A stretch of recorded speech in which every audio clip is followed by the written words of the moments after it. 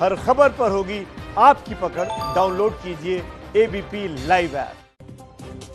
तो त्वरित खबरों के बाद अब शुरू करते हैं खबरों का सिलसिला। और चीन लगातार एलएसी पर बदमाशी कर रहा है और लगातार चीन की चालबाजियों पर खुलासे भी हो रहे हैं। बुलेटिन की शुरुआत करेंगे चीन पर बड़ी खबर से।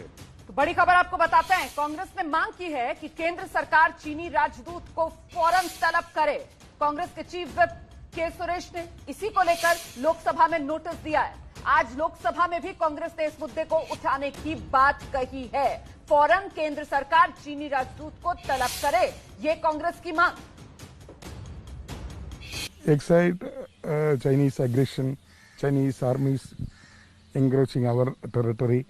Other side, Chinese spy agencies collecting data of our leaders, political leaders, our Prime Minister and President of India and ministers and Congress leaders. So this is also another war from China to India. So government of India should take seriously this matter also and summon Chinese ambassador and ask what is happening here, why, what is the details of this report. तो इस बड़ी खबर पर हमारे साथ चर्चा के लिए हमारे सहयोगी आशीष कुमार सिंह हैं संसद से और ज्ञानेंद्र तिवारी हैं लेह से और रक्षा एक्सपर्ट कर्नल दानवीर भी मौजूद है। लेकिन सबसे पहले रुक करते हैं आशीष कुमार सिंह के पास। आशीष, कांग्रेस का रवैया चीन को लेकर काफी आक्रामक है। सरकार सर्वदलीय बैठक बुलाने की बात भी कर रही है और आज रक्षा मंत्री का बयान भी होना है। इस बीच कांग्रेस ने स्पष्ट कर दिया है कि सरकार को जवाब तो देना होगा। जी हाँ, बिल्कुल राजकिशोर जी, बिल्कुल ठीक कह रहे हैं आप। कांग्रेस ने सिर्फ यही नहीं कहा, यह भी कहा है कि ये सरकार का तरीका ठीक नहीं है कि सरकार सुओ मोटो एक स्टेटमेंट दे, जो कि रक्षा मंत्री का स्टेटमेंट 3 बजे होने वाला आप जानते हैं। अगर उसमें सेटिस्फाइड नहीं रहती है और विपक्ष को बोलने का मौका नहीं मिलता है तो कमेटी की बैठक में, पीएसी की बैठक के दौरान उन्होंने कहा, बीएसी की बैठक के दौरान उन्होंने कहा है कि हम इस मैटर को रेस करेंगे और ये मांग करेंगे बिजनेस एडवाइजरी कमेटी में कि इस तरह के डिस्कशंस, खास करके 2 मुद्दे, चीन और कोविड को लेकर के इलैबोरेट डिस्कशन होना चाहिए, विपक्ष को बोलने का मौका मिलना चाहिए।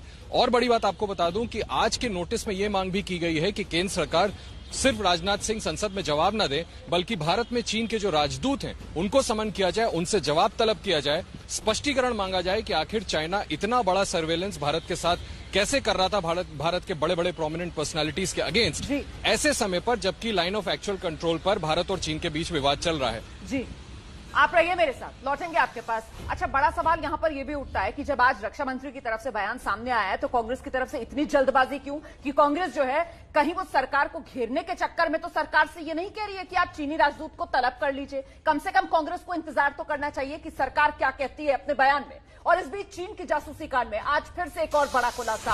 अंग्रेजी अखबार इंडियन एक्सप्रेस की तरफ से दावा, चीन की कंपनी झेंझवा डेटा इंफॉर्मेशन टेक्नोलॉजी ने न सिर्फ देश के 1350 वीवीआईपीज की जासूसी की, बल्कि खास तौर से जो पूर्वी भारत के राज्य हैं और जम्मू कश्मीर, लद्दाख, इन इलाकों के जो प्रभावशाली लोग हैं उन पर इस कंपनी की, चीनी कंपनी की खास नजर थी।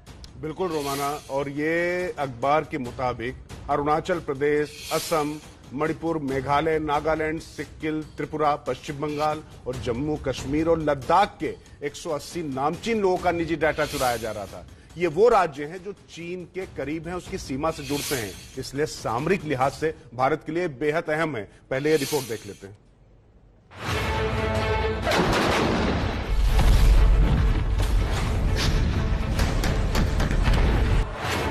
एलएसी पर भारत चीन में 3 महीने से तनाव है।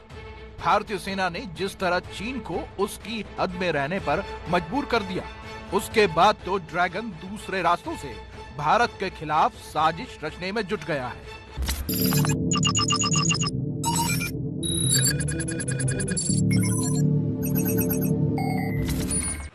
लद्दाख में नाकाम होने के बाद अब शी जिनपिंग की सरकार भारत के पूर्वोत्तर राज्य में नापाक नजरें गड़ाई बैठी हैं। चीन की 7 सिस्टर्स पर यह गंदी नजर भी बेनकाब हो गई है। अंग्रेजी अखबार इंडियन एक्सप्रेस की रिपोर्ट के मुताबिक चीन पूर्वोत्तर से केंद्रीय खेल मंत्री किरण रिजिजू की जानकारी जुटा रहा है। मेघालय के सीएम कोनरेड सांगना भी चीन की नजर में है। नागालैंड के सीएम नेफ्यू रियो और डिप्टी सीएम यंथुगो पट्टोन की जानकारी जुटाने में भी चीन लगा है। इसके अलावा पूर्वोत्तर के राज्य अरुणाचल प्रदेश, असम, मणिपुर, मेघालय, नागालैंड, सिक्किम और त्रिपुरा के नौकरशाहों की जासूसी भी चीन कर रहा है।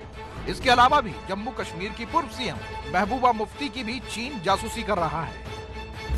अब बड़ा सवाल ये उठता है कि चीन पूर्वोत्तर पर क्यों नजर गड़ाए बैठा है। वो वजह साफ है कि लद्दाख के गलवन में मार खाकर बैठा चीन पूर्वोत्तर के जरिए अपने घावों पर मरहम लगाना चाहता है और सीमा विवाद को बनाए रखना चाहता है। पूर्वोत्तर सीमा पर चीन के विवाद और मौजूदा जासूसी की मुख्य वजह है पूर्वोत्तर के कई राज्यों की सीमा चीन से लगी है। 2017 में भारत चीन के बीच विवाद का केंद्र बना डोकलाम भी सिक्किम के नानथंग घाटी के करीब है। चीन से निकलने वाली ब्रह्मपुत्र नदी पूर्वोत्तर के कई राज्यों की मुख्य नदी है और पूर्वोत्तर के लिए बेहद खास है। ब्रह्मपुत्र पर चीन अपने इलाके में बड़ा बांध बना रहा है।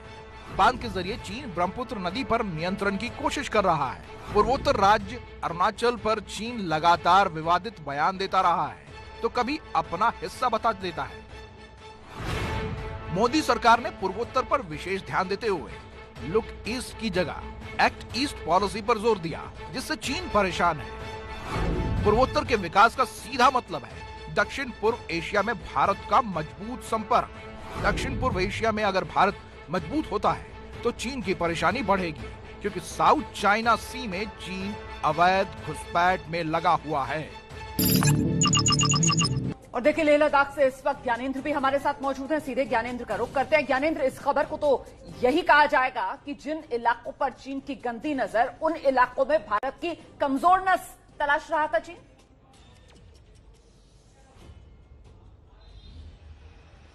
से पहले एक जानकारी दे दूं कि एबीपी न्यूज हर दिन लद्दाख की उन ऊंची पहाड़ियों से लेह लद्दाख एलएसी की कहानी बताता था, उसकी स्थिति बताता था। लेकिन जैसे ही हमने इस बात को सुना कि अब चीन जासूसी पर उतर आया है, अब वो चालबाजी कर रहा है, तो आज एबीपी न्यूज ने तय किया कि लेह लद्दाख के हृदय स्थल से हम वो सच्चाई आपको बताएं और बताएं कि वो जासूसी कर ले नेताओं की, वो जासूसी कर ले मंत्रियों की, वो जासूसी कर ले लोगों की, लेकिन लेह लद्दाख के दिल में तो भारत बसता है रोमाना। लेह लद्दाख के दिल में तो राष्ट्रीयता बसती है रोमाना। और मैं इसलिए ऐसा कहता हूं क्योंकि जब आप लेह लद्दाख के इस मेन चौक के इस मेन हृदय स्थल से गुजरते हैं तो यहां जिन लोगों ने देश के लिए शहादत दी है, उनकी तस्वीर, उनके पोस्टर यहां चौराहों में दिखेंगे। तो फिर सच्चाई तो यही है ना रोमाना कि आप जासूसी तो करवा लेंगे, लेकिन उस चीज को कैसे बदलेंगे। देखिए, एसएसएफ में एक जवान शहीद हुए थे।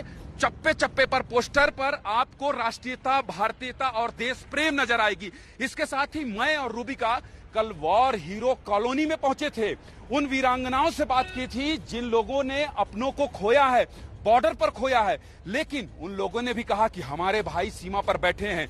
तो जासूसी मसला नहीं रहा। इसीलिए मैंने आज तय किया कि मैं लेह लद्दाख के हृदय स्थल से ये सच्चाई दिखाऊंगा, यहाँ की गुजरती हुई आवाम के बीच से वो कहानी बताऊंगा कि कैसे लोगों के खून में भारत और भारतीयता बसती है रोमाना। तो इसमें कोई शक ही नहीं है ज्ञानेंद्र, ये तो हकीकत है, ये पूरा देश नहीं दुनिया जानती है। और इसी वजह से मैंने कहा कि वो इलाके जहां चीन की गंदी नजर है, मेरा सवाल दोबारा सुनिए, वो इलाके जहां चीन की गंदी नजर है, उन इलाकों में सिर्फ और सिर्फ कमजोर नस तलाशने की कोशिश, और इस कोशिश में मुंह की खानी पड़ी है चीन को।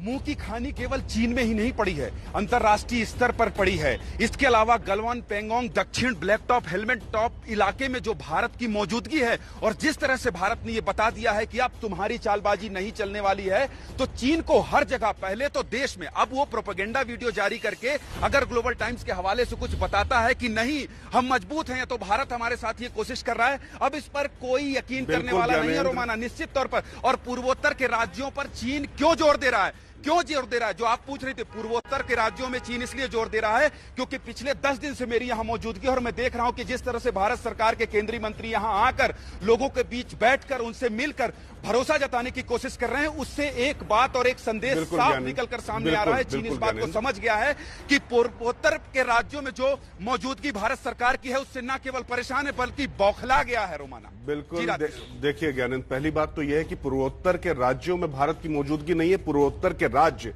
भारत में मौजूद हैं, वो भारत का अविभाज्य अंग है, अभिन्न हिस्सा है। और पूर्वोत्तर केवल हमारे लिए जमीन का टुकड़ा नहीं, वो हमारे शरीर का अंग है। और ये बात जितनी जल्दी चाइना समझ ले उसके लिए अच्छा होगा। मैं कर्नल दानवीर आपके पास रुक करना चाहूंगा। जो बात हमारे सहयोगी ज्ञानेंद्र बता रहे थे, रोमाना ने जो प्रश्न पूछा था बहुत मौजूद प्रश्न है, क्योंकि आपकी सबसे बड़ी ताकत आपकी एकता है, आपकी सामरिक शक्ति है, आपके पास कितने लोग हैं और किस तरीके से आप लड़ना चाहते हैं, ये तो ठीक है। लेकिन युद्ध में आप फौजी रहे हैं कि आपकी कमजोरियों के बारे में अगर दुश्मन को पता है तो निश्चित तौर पर उसको कुछ फायदे मिलते हैं। तो ये जो जासूसी उसने कराने की जो नापाक हरकत की है, और खासतौर से सीमावर्ती इलाकों में, इससे कितना चिंतित होना चाहिए, मेरा प्रश्न आपसे ये है। बिल्कुल उस तरीके से, जिस तरीके से बात हो रही है उस तरीके से बिल्कुल कतई चिंतित नहीं होना चाहिए, क्योंकि उसका कारण यह है कि पूर्वोत्तर के राज्यों के जो लोग हैं वो पूरी तरह हिंदुस्तान की सरकार, हिंदुस्तान का कॉन्स्टिट्यूशन और वो हम सब के साथ उसी तरीके से जैसे मैं और आप। तो इसमें कोई इशू नहीं है। और वो बात बिल्कुल जरूर है कि किसी जमाने में कुछ अलगाववादी नेता जो थे वो चाइनीज समर्थित थे, वो जमाने गए, वो बातें बीत गई। अब सारे के सारे जो आतंकवाद का भी रास्ता जिन्होंने अपनाया था वो भी अभी मुख्य धारा में मिल चुके हैं।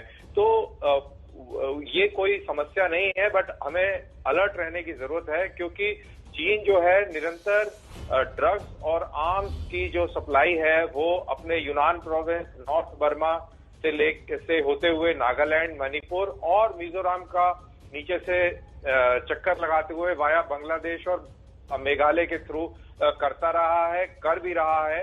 तो इन चीजों के प्रति हमें थोड़ा सा अलर्ट रहना पड़ेगा। बाकी मेरे ख्याल से ये कोई ऐसा कोई इशू नहीं है जिसकी वजह से हमें घबरा जाना चाहिए या कोई ज्यादा भारी चिंता करनी चाहिए, because they are the north east वाले लोग जो है वो बिल्कुल हमारे ही हिस्सा है, इसमें कोई वो डाउट ही नहीं है। बिल्कुल कर्नल दानवीर, घबराने की जरूरत तो मुझे लगता है इस वक्त चीन को है, क्योंकि देखिए जिस भी अंदाज में चीन भारत से टक्कर करने की सोचे, चीन को मुंह की खानी ही पड़ेगी।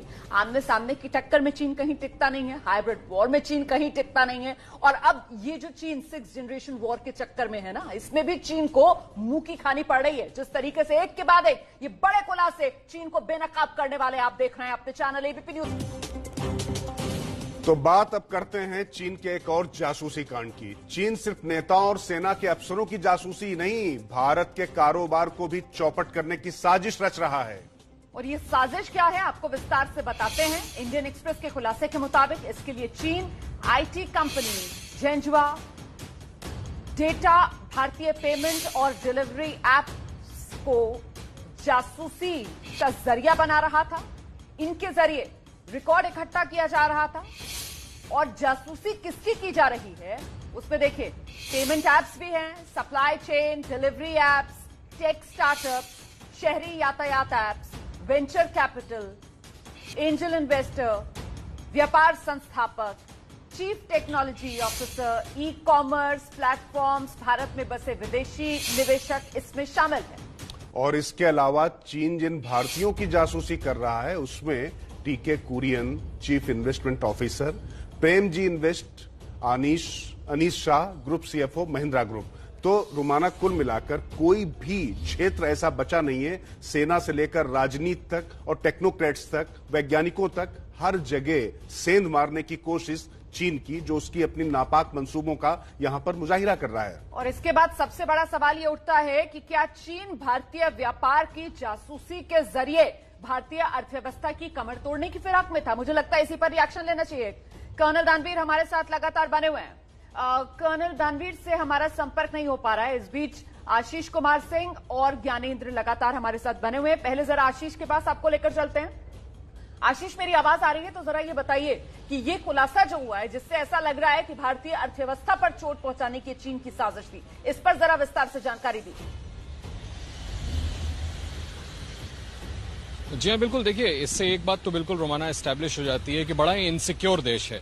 अपने सबसे ताकतवर दुश्मन के साथ ही इस तरह की स्पाइंग की जाती है। मैं आपको एक पुरानी बात बताता हूं कि फॉरेन कॉरेस्पॉन्डेंट्स को लेकर के मैं एक कोर्स कर रहा था। उस दौरान विदेश मंत्रालय के एक बड़े अधिकारी, मैं नाम नहीं लूंगा, उन्होंने स्पष्ट तौर पर आज से करीबन एक डिकेड पहले ये कहा था कि पाकिस्तान भारत का नंबर 1 दुश्मन नहीं है, चीन नंबर 1 दुश्मन है। आज वो बात स्टैब्लिश हो जाती है कि जिस तरह से चाइना स्पाइंग कर रहा है, एक एक चीज को इतना ज्यादा डीप में जाकर के स्नूपिंग करने की कोशिश, जिन सेक्टर्स की आप बात कर रही हैं, वो तो यही स्टैब्लिश करता है कि चीन एक एक जगह पर नजर रख करके अपनी नीति उस मुताबिक निर्धारित करना चाहता है। लेकिन ये उसकी कमजोरी को भी पुरजोर स्पष्ट करता है कि कितना इनसिक्योर है। उसको, चीन को इस बात का कॉन्फिडेंस ही नहीं है जिसको लेकर के हमेशा चर्चा रही कि इस क्षेत्र का सुपर पावर है। नहीं, मुझे लगता है कि चीन ने स्टैब्लिश कर दिया है कि उसे भारत की संप्रभुता, भारत की ताकत से पूरे वर्ल्ड स्टेज पे खतरा है, और शायद इसी वजह से अपने इल डिजाइन्स को वो इस तरह से कार्यान्वित करने की कोशिश कर रहा था।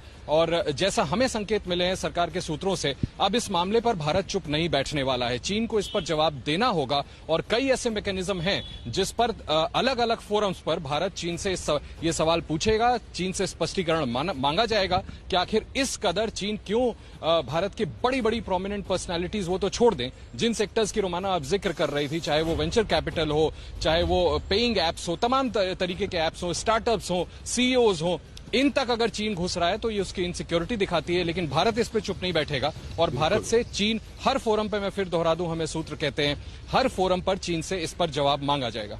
बिल्कुल। और आशीष, जवाब तो मांगना पड़ेगा क्योंकि आपके मंसूबे बिल्कुल नापाक है, वो साफ साफ समझ में आ रहा। और भारत लगातार ये कहता रहा है कि पूरी दुनिया में आपके लिए भी बहुत ज्यादा स्पेस है और हमारे लिए भी स्पेस है, तो हम तो साथ चलने की बात करते रहे और आप बार बार पीठ पे छुरा घोंपने की बात करते हैं। मैं सीधे अपने सहयोगी ज्ञानेंद्र तिवारी की तरफ रुख कर लेता हूं। ज्ञानेंद्र लेह से मौजूद है, क्योंकि बात हो रही है सीमा पर ही नहीं, वो अस्थिर करना चाहता है, आर्थिक मोर्चे पर भी जिस तरीके से वो लगातार भारत को नुकसान पहुंचाने की कोशिश कर रहा है। वहां के जो लोग हैं वो सबसे ज्यादा चीन के दुराग्रह को झेलते हैं, बर्दाश्त करते हैं, उनसे लड़ते हैं। तो इसलिए उनमें जो देशभक्त का जज्बा होता है, जो आपकी वाणी से भी यहां प्रस्फुटित हो रहा था, प्रकट हो रहा था, जब उनसे आप बात करते हैं तो कैसा, उनकी क्या प्रतिक्रिया होती है? राजकिशोर जी, आपको याद होगा जब कुछ दिन पहले चीनी ऐप बंद हुए थे तो तरह तरह की बात कही जा रही थी। यह भी कहा जा रहा था, मजाक उड़ाया जा रहा था कि ऐप बंद करके चीन पर हमला हो गया। लेकिन सच्चाई तो अब निकलकर सामने आई है कि किस तरह से चीनी ऐप के जरिए चीन जासूसी कर रहा है। जिस बात का जिक्र राजकिशोर जी आप कर रहे थे कि जो यहां पर मौजूद हैं, यकीन मानिए, चाहे वो तिब्बत के लोगों की कॉलोनी हो, या तो फिर वॉर हीरोज की कॉलोनी हो, या फिर लेह लद्दाख में रहने वाले लोगों की बात हो, जब भी चीन के चाल की बात होती है, यहां के लोगों में जो राष्ट्रीयता और देश प्रेम की भावना दिखती है, मैं आपको बता नहीं सकता कि पिछले 10-15 दिन से मैं जो महसूस कर रहा हूं, जिस तरह से लोगों से बात कर रहा हूं। मैंने कुछ युवाओं से बात की, मैंने कुछ लोगों से बात की, उनसे मैंने कहा कि क्या आप लोगों के अंदर जो चीन के साथ इन दिनों चल रहा है, जो चीन चालबाजी कर रहा है, जिस तरह से चीन साजिश कर रहा है, आप लोगों को कुछ लग नहीं रहा है कि आप लोग सबसे पास में है, जिसका जिक्र भी आपने किया कि जो सबसे पास है, जो सबसे ज्यादा करीब है, वो क्या सोचते हैं? उन्होंने कहा कि जिस पहाड़ी की बात कर रहे हैं, जिस चोटी की बात कर रहे हैं, और जिस चोटी की बात ग्लोबल टाइम्स के हवाले से चीन कर रहा है कि वहां भारत की सेना नहीं पहुंचे, हम वहीं चल के आपको बताते हैं कि राष्ट्रीयता क्या है, वहीं चल के आपको बताते हैं। ये लेह लद्दाख के युवकों की बात कर रहा हूं मैं, राजकिशोर जी। और कल तो देश के प्रधानमंत्री नरेंद्र मोदी ने ही कह दिया कि ये जो चोटी दिखाइए, दुर्गेश उधर चलिए, बर्फ की चोटी देखिए, इस चोटी को दिखा के मैं बताने की कोशिश करूंगा और देश प्रेम की भावना की बात करूंगा कि कैसे लेह लद्दाख में रहने वाला लोग। मैं कल जब एक मां से बात कर रहा था तो वो मां कह रही थी कि मेरे जो पति हैं वो पैंगोंग में पोस्टेड हैं और मेरे जो 2 बच्चे हैं उनको भी मैं सीमा पर भेजना चाहती हूं। तो लेह लद्दाख की तो सच्चाई ये है कि चीन चाहे जो भी साजिश रच ले, राजकिशोर जी, चीन चाहे जितनी जासूसी कर ले, चीन चाहे जितनी हरकत कर ले, लेकिन ये ऐप बंद करना भी भारत की एक बहुत मजबूत नीति है, जिसका खामियाजा अब, जिसकी सच्चाई अब पता चल रही है कि किस तरह से वो ऐप के जरिए घर घर तक, लोगों के बीच तक पहुंचने की कोशिश कर रहा था। और अब इसका खुलासा हो रहा है, राजकिशोर जी।